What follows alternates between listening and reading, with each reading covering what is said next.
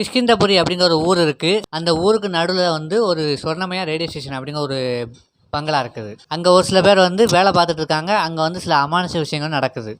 எல்லா லைட்டும் வந்து ஆஃப் ஆகுது. திடீர்னு எல்லா கதவும் வந்து மூடுது.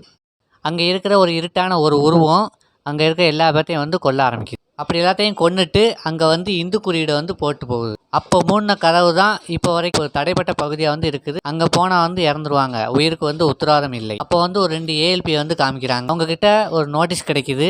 அந்த நோட்டீஸில் என்ன போட்டிருக்குன்னா, கோஸ்ட் வாக்கிங் டூ. கோஸ்ட் இருக்கிற இடத்துல வந்து சுற்றி காமிப்பாங்க. அந்த 2 ஏஎல்பியை வந்து அங்கே போகணும்னு ஆசைப்படுறாங்க. அங்கே வந்து ஒரு திருவிழா காட்டுறாங்க. ஒரு தீபத்தும் ஏற்படுது. அந்த தீபத்தில் வந்து எல்லாத்தையும் வந்து ஹீரோ வந்து காப்பாத்துறாரு. அவர் தான் நம்ம ஹீரோ ராகவ். வெள்ளம் கொண்ட சீனிவாஸ். ஹீரோ தான் வந்து குரூப்பா அந்த பேய் பங்களாவுக்கு வந்து கூப்பிட்டு போறாரு. ஸோ அது வந்து ஒரு செட் பண்ண பங்களா. இந்த மாதிரி ஒரு வேலை பார்த்தா அவர் வந்து பழப்பை வந்து ஓட்டிகிட்டு இருக்காரு.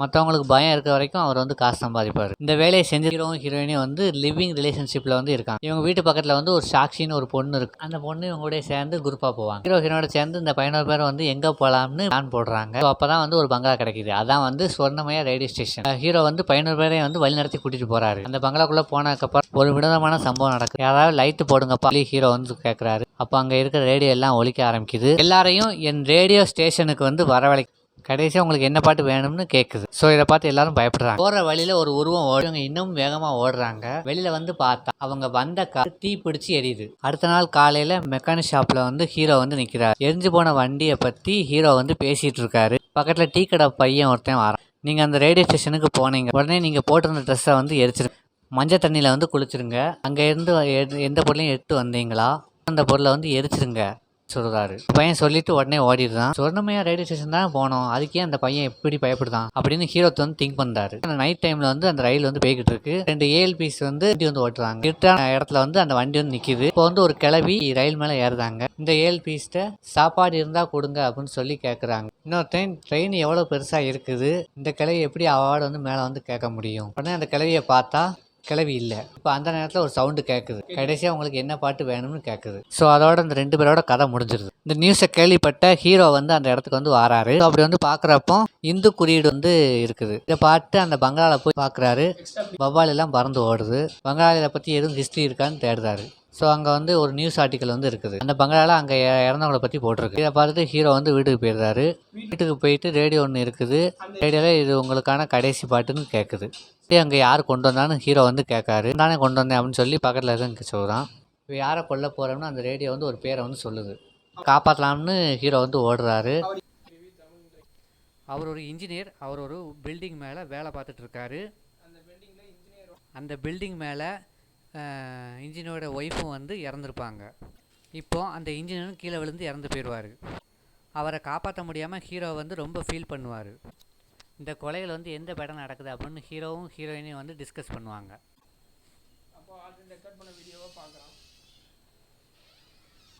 அப்போ ஆல்ரெடி ரெக்கார்ட் பண்ண வீடியோ வந்து ஹீரோ வந்து பார்க்காரு. அது ஒரு குழந்தைய டார்கெட் பண்ணுறதுன்னு அந்த குழந்தைய வந்து காப்பாற்ற ஹீரோ வந்து கிளம்புவார். அந்த குழந்தை பேர் சாக்ஷி. ஹீரோ வந்து அதுக்கப்புறம் அந்த குழந்தைய வந்து காப்பாற்றிடுறாரு.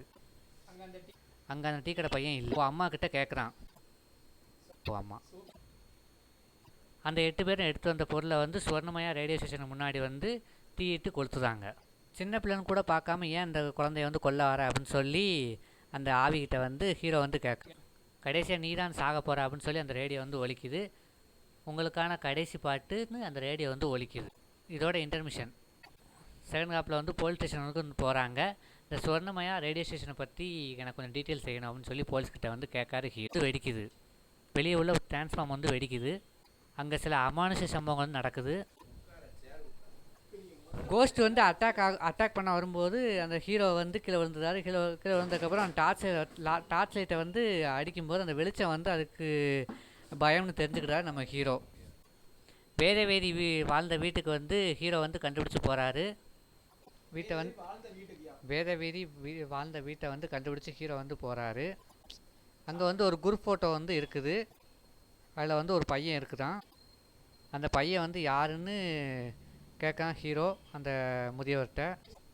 அதுக்கு அந்த முதியவர் என்ன சொல்கிறாருன்னா, என் வேதவேதி கூட அந்த பையன் படிச்சிருக்கான், அவனுக்கு வந்து நோய் இருக்குது அப்படின்னு சொல்லி சொல்லுவார். அதுதான் எனக்கு தெரியும், வேறு எதுவுமே எனக்கு தெரியாது அப்படின்னு சொல்லி ஹீரோ கிட்ட வந்து சொல்லுவார். அதனால் நீங்கள் மியூசிக் ஸ்கூல் வாத்தியார்கிட்ட போய் அவரை பற்றி கேளுங்க, அவர் வந்து சொல்லுவார் அப்படின்னு சொல்லி ஹீரோ கிட்ட வந்து சொல்லிடுவார் அந்த முதியவர். அந்த மியூசிக் டீச்சர்கிட்ட வந்து போய் அவர்கிட்ட போய் நம்ம ஹீரோ வந்து கேட்க போகிறாரு.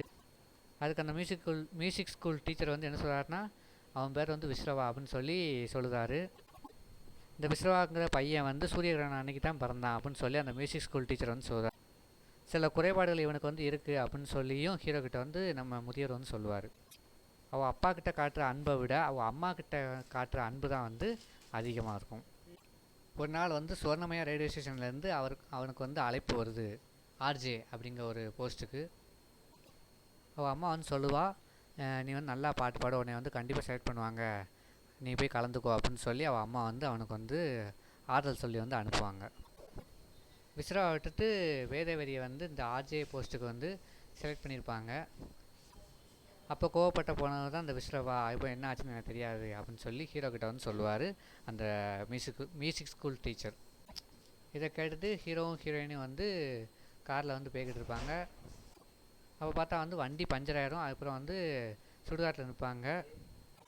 அந்த சமயத்தில் அவங்க மியூசிக் ஸ்கூல் டீச்சரோட சமாதி வந்து பார்ப்பாங்க. பார்த்து 2 பேருமே வந்து அந்த இடத்துலேருந்து தப்பிக்க வந்து போராடுவாங்க. காரில் ஏறி தப்பிக்கும்போது வந்து கார் வந்து ஆக்சிடெண்ட் ஆகிரும். சின்ன வயசில் நடந்த ஆக்சிடெண்ட்டை வந்து ஹீரோ வந்து திங்க் பண்ணி பார்ப்பார்.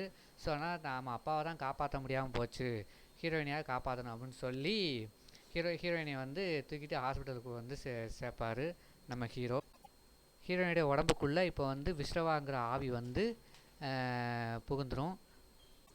நம்முடைய ஹீரோ வந்து சிலிண்டர் கம்பெனிக்கு வந்து போகிறாரு.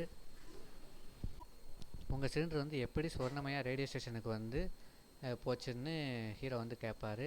அங்கே இருக்கவங்கக்கிட்ட அங்கே இருக்க ஒருத்தர்கிட்ட வந்து கேட்கும்போது, எங்கள் ஓனர் தான் அந்த சுவர்ணமயா ரேடியோ ஸ்டேஷனுடைய ஃபவுண்டர் அப்படின்னு சொல்லி சொல்லுவார். ஃபஸ்ட்டு விஸ்ரவாவை தான் வந்து செலக்ட் பண்ணுவாங்க. அதுக்கப்புறம் வந்து வேதவரி வந்து செலக்ட் பண்ணிடுவாங்க. என்ன காரணம்னா, அந்த ஃபவுண்டர் அந்த சுவர்ணமயா ரேடியோ ஸ்டேஷனுடைய ஃபவுண்டர் காளியும் வேதவரியை வந்து லவ் பண்ணுற அந்த ஒரு காரணத்துக்காக வந்து வேதவரி வந்து ஆர்ஜேவாக வந்து செலக்ட் பண்ணிடுவாங்க. இதனால் ஆத்திரமடைந்த விஸ்ரவா என்ன செய்வார்னா, ஆர்ஜே போஸ்ட்டுக்கு வந்து செலக்ட் ஆனால் அந்த வேதவரி கிட்ட வந்து போய் தகராறு பண்ணி அவருடைய சேலையை வந்து உருவார். அதனால் வந்து சேலையை வந்து உருவி நிர்வாணமாக வந்து ஆக்கிடுவார். இதனால் வந்து மனமுடைந்த நம்ம வேதவேரி வந்து என்ன செய்வாங்கன்னா, தூக்கில் தொங்கி இறந்து போயிடுவாங்க அவமானம் தாங்காமல். அந்த சேலையை வந்து விஸ்ரவா போட்டுக்கிட்டு அந்த ரேடியோ ஸ்டேஷனுக்கு வருவார். அப்போ தான் வந்து காளிங்க ஃபவுண்டர் வந்து இவர் விஸ்ரவா தான் வந்து வேதவரி வந்து கொண்டிருக்காரு அப்படின்னு சொல்லி அந்த விஸ்ரவா வந்து ரொம்ப டார்ச்சர் பண்ணி கொலை செஞ்சுருவார். இது ஹீரோவுக்கு வந்து தெரிய வருது.